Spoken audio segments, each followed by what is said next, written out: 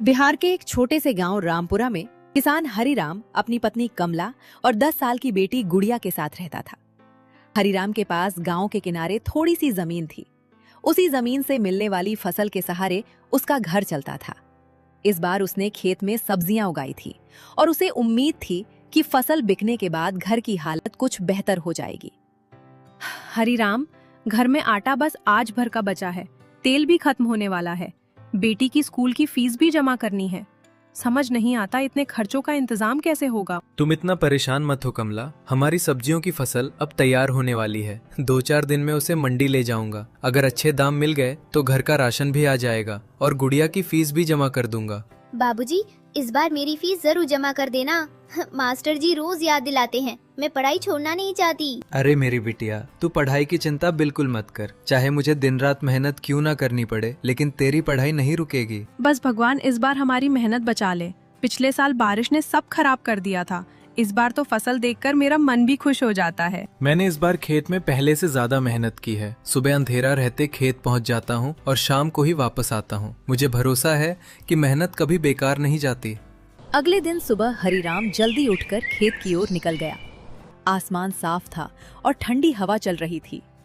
खेत में खड़ी सब्जियों को देखकर उसके चेहरे पर खुशी थी। वाह, फसल तो इस बार सच में अच्छी हुई है। अगर मंडी में ठीक भाव मिल गया तो घर की कई परेशानियां दूर हो जाएंगी। हरिराम खेत में काम कर ही रहा था कि अचानक दूर आसमान पर काले बादल दिखाई देने लगे। कुछ ही देर में हवा तेज हो गई। अरे, ये अचानक मौसम को क्या हो गया? हे भगवान, बस बारिश ज्यादा तेज मत करना। देखते ही देखते तेज बारिश शुरू हो गई। हवा के झोंकों से खेत में खड़ी फसल झुकने लगी। पानी लगातार बढ़ता गया और खेत का बड़ा हिस्सा पानी में डूब गया। नहीं, मेरी फसल, मैंने इसे बचाने के लिए कितनी मेहनत की थी। भगवान, मेरे साथ ही ऐसा क्यों हुआ? बारिश रुकने के बाद हरिराम काफी देर तक खेत के बीच खड़ा रहा।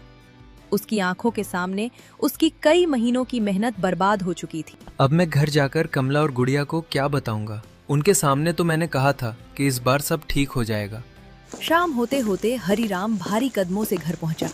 कमला दरवाजे पर उसका इंतजार कर रही थी। इतनी देर क्यों हो गई और आपका चेहरा इतना उतरा हुआ क्यों है? खेत में सब ठीक तो है? कमला, हमारी फसल बर्बाद हो गई। तेज बारिश ने सब कुछ खत्म कर दिया। क्या? लेकिन अभी तो फसल बिल्कुल तैयार थी। अब घर कैसे चलेगा? बाबूजी, अब मेरी स्कूल की फीस कैसे जमा होगी? बेटी, तू चिंता मत कर, मैं कोई ना कोई रास्ता जरूर निकालूंगा। मैं हार नहीं मानूंगा। सही कहा आपने। फसल चली गई तो क्या हुआ, हमारे हाथ पैर तो सलामत हैं। हम कोई दूसरा काम जरूर ढूंढेंगे। तुम ठीक कह रही हो। जमीन ने इस बार साथ नहीं दिया, लेकिन शायद कोई और रास्ता हमारा इंतजार कर रहा हो। अगली सुबह हरिराम गांव की मुख्य सड़क की ओर निकल पड़ा। उसे अभी नहीं पता था कि उसी दिन उसे अपनी जिंदगी बदलने वाला एक नया काम मिलने वाला है। अगली सुबह हरिराम अपने गांव के बाजार में काम की तलाश में घूम रहा था। तभी उसे सड़क के किनारे एक बुजुर्ग आदमी दिखाई दिया जो पुराने ठेले के पास बैठा था। बेटा, जरा इधर आना।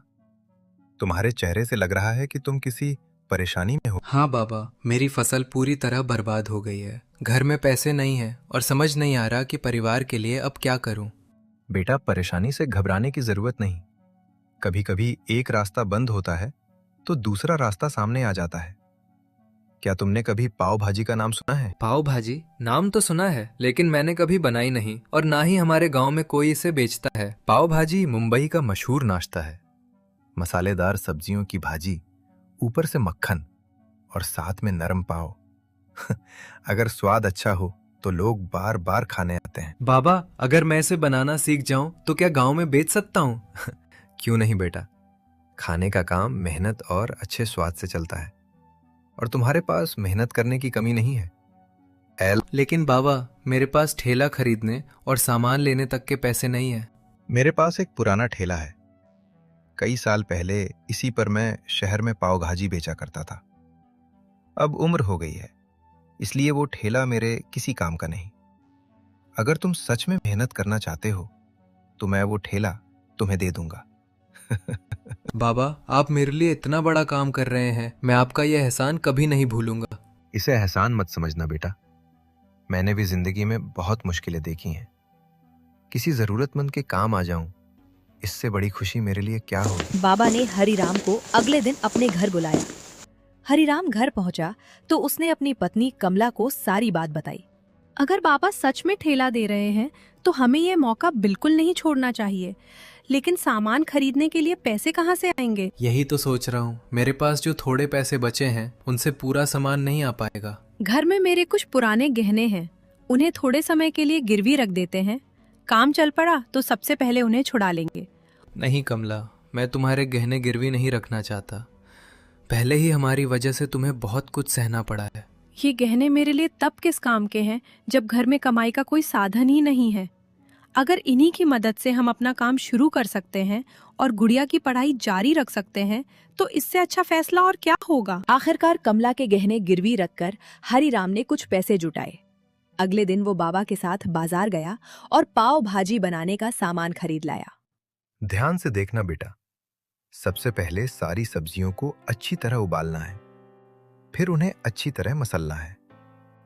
इसके बाद तवे पर मक्खन डालकर मसाले भूनने हैं। जी बाबा, मैं हर चीज ध्यान से सीख रहा हूँ। मसाला कितना डालना है ये भी बता दीजिए। स्वाद का असली राज मसाले के संतुलन में है।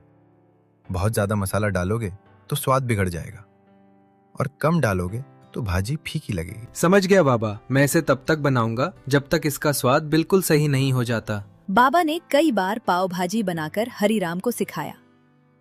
कुछ घंटों की मेहनत के बाद हरिराम ने अपने हाथ से पहली बार पाव भाजी तैयार की। तो फिर कल से मैं बाजार में अपना ठेला लगाऊंगा। अब मैं अपनी किस्मत का इंतजार नहीं करूंगा, अपनी मेहनत से अपनी किस्मत बदलूं।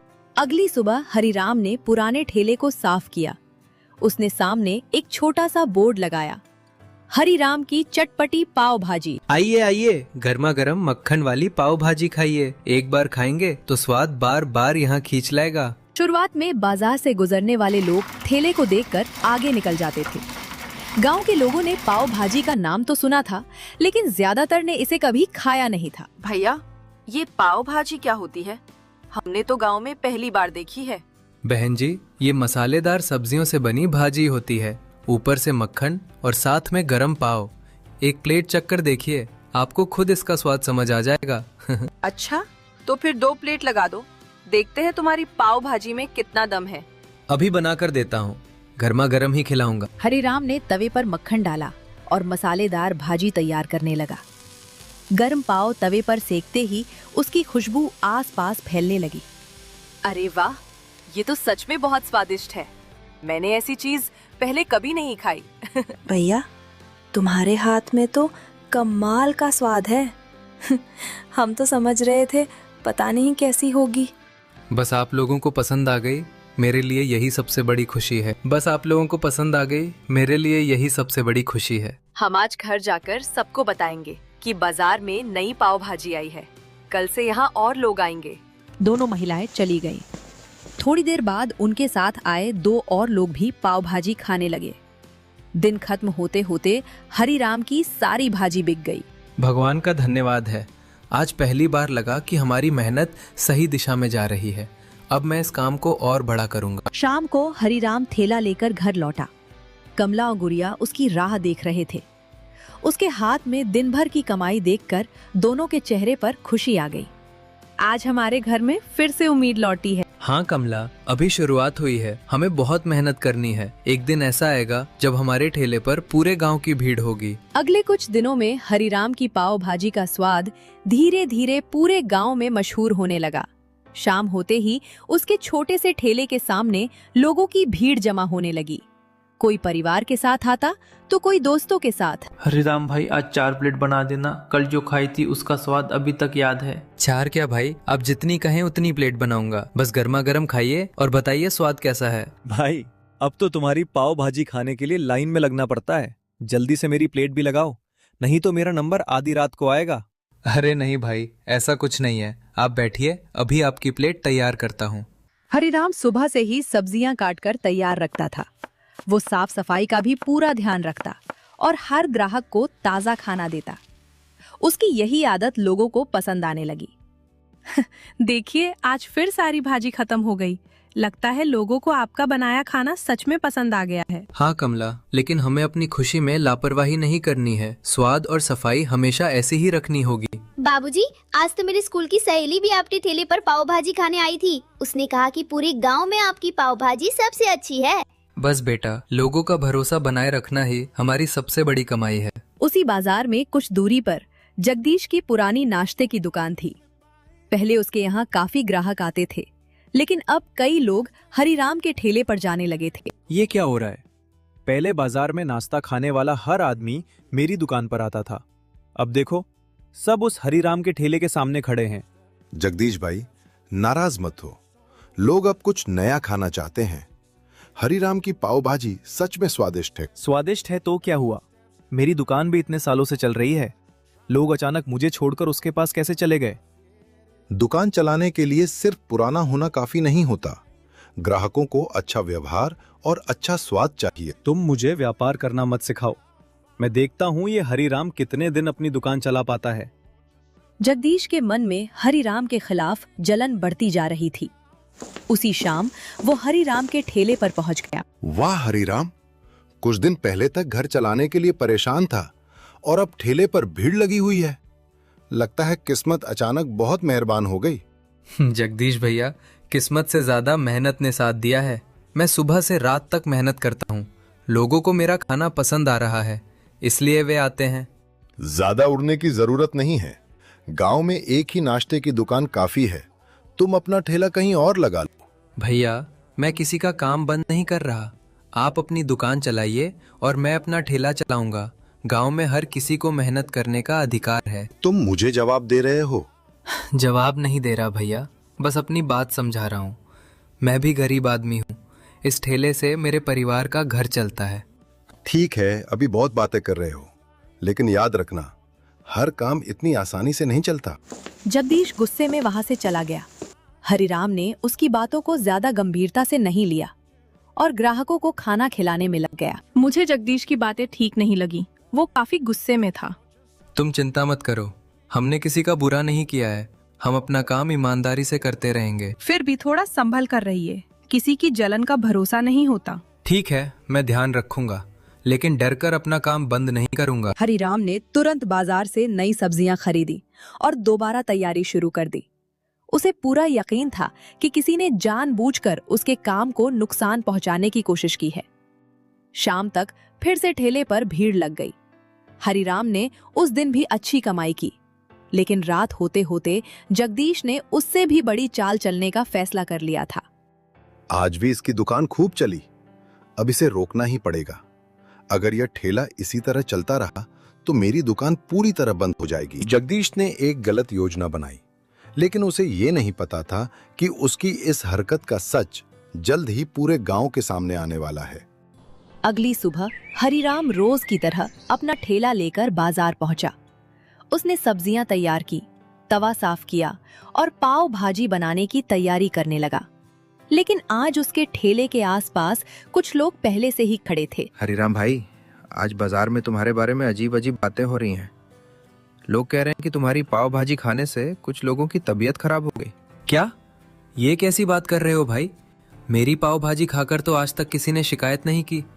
मैं हमेशा ताज़ी सब्जियां इस्तेमाल करता हूँ। हमें भी यकीन नहीं हो रहा, लेकिन सुबह से यही बात पूरे बाजार में फैल रही है। जरूर किसी ने जानबूझकर मेरे खिलाफ ये झूठ फैलाया है, लेकिन मैं सच को ज्यादा देर तक छिपने नहीं दूंगा। तभी जगदीश वहां आ गया। उसके चेहरे पर हल्की मुस्कान थी। अरे हरिराम, मैंने तो तुम्हें पहले ही समझाया था कि इतना बड़ा काम संभालना आसान नहीं होता। हाँ, अब देखो, लोगों की तबीयत खराब होने की बातें सामने आ रही हैं। जगदीश भैया, अगर आपको कोई शिकायत है तो सामने से कहिए। बिना सबूत किसी के बारे में अफवाह फैलाना ठीक नहीं है। मैं तो वही कह रहा हूँ जो लोग बोल रहे हैं। अब अगर तुम्हारे खाने में ही कुछ गड़बड़ है तो इसमें मेरी क्या गलती? जगदीश वहां से चला गया। हरिराम बहुत परेशान था, लेकिन उसने अपना काम बंद नहीं किया। तभी गांव के सरपंच दयाल सिंह वहां पहुंचे। उनके साथ 2 गांव वाले भी थे। हरिराम, हमें तुम्हारे ठेले के बारे में कुछ शिकायतें मिली हैं, लेकिन मैंने अभी तक किसी की बात पर भरोसा नहीं किया है। सरपंच जी, आप चाहे तो मेरे ठेले की पूरी जांच कर सकते हैं। मैं खुद चाहता हूं कि सच्चाई सबके सामने आए। ठीक है, आज तुम्हारे ठेले पर जो भी सामान है उसे मैं खुद देखूंगा। सरपंच ने सब्जियां, मसाले, मक्खन और बाकी सामान ध्यान से देखा। सब कुछ ताजा और सही था। यहाँ तो कोई खराब सामान नहीं है, लेकिन फिर लोगों की तबीयत खराब होने की बात आई कहाँ से? तभी एक छोटा लड़का दौड़ता हुआ वहां आया। सरपंच जी, मुझे आपसे जरूरी बात कहनी है। कल रात मैंने जगदीश को हरिराम के ठेले के पास देखा था। क्या बकवास कर रहे हो तुम? मैंने तो वहाँ कुछ नहीं किया। लड़के को बोलने दो, उसने जो देखा है पूरी बात बताने दो। रात को मैं अपने पिताजी के साथ घर जा रहा था। मैंने देखा कि जगदीश चुपके से हरिराम के ठेले के पास गया था। उसने वहां कुछ रखा और फिर जल्दी से वापस चला गया। तो मेरी सब्जियां खराब होने की वजह भी यही थी? जगदीश, अब तुम्हें गांव वालों के सामने सच बताना होगा। सरपंच जी, मैं... सच बोलो। अगर तुमने किसी की मेहनत को नुकसान पहुंचाने की कोशिश की है तो ये बहुत बड़ी गलती है। हाँ, मुझसे गलती हो गई। मुझे हरिराम की दुकान पर भीड़ देखकर जलन होने लगी थी। मुझे डर था कि उसकी वजह से मेरी दुकान बंद हो जाएगी, इसलिए मैंने उसकी सब्जियां खराब की और उसके खिलाफ झूठी बातें फैलाई। सिर्फ अपनी दुकान चलाने के लिए आपने हमारे परिवार की रोजी रोटी छीनने की कोशिश की। हमने तो आपका कभी बुरा नहीं चाहा। मुझे माफ कर दो, मैंने गुस्से और जलन में बहुत गलत कर दिया। जगदीश भैया, आपकी वजह से मुझे बहुत नुकसान हो सकता था, लेकिन अगर आपको अपनी गलती समझ आ गई है तो मैं आपको माफ करता हूँ। बस आगे से किसी गरीब की मेहनत को नुकसान मत पहुँचाना। हरिराम ने तुम्हें माफ कर दिया है। अब तुम्हें भी अपनी सोच बदलनी होगी। बाजार में हर आदमी को मेहनत करके कमाने का अधिकार है। मैं अपनी गलती सुधारना चाहता हूँ। आज से मैं हरिराम से दुश्मनी नहीं करूंगा, बल्कि अपनी दुकान में भी ग्राहकों को अच्छा खाना और अच्छा व्यवहार देने की कोशिश करूंगा। यही सही बात है। अगर दोनों दुकानदार अच्छा खाना देंगे तो पूरे गांव के लोगों को फायदा होगा। उस दिन के बाद जगदीश ने हरिराम के खिलाफ कोई चाल नहीं चली। दोनों अपने अपने काम में मेहनत करने लगे। हरिराम की पाव भाजी की बिक्री भी पहले से ज्यादा बढ़ गई। देखिए, कुछ दिन पहले हमारे पास कुछ नहीं था और आज हमारे घर का खर्च आराम से चल रहा है।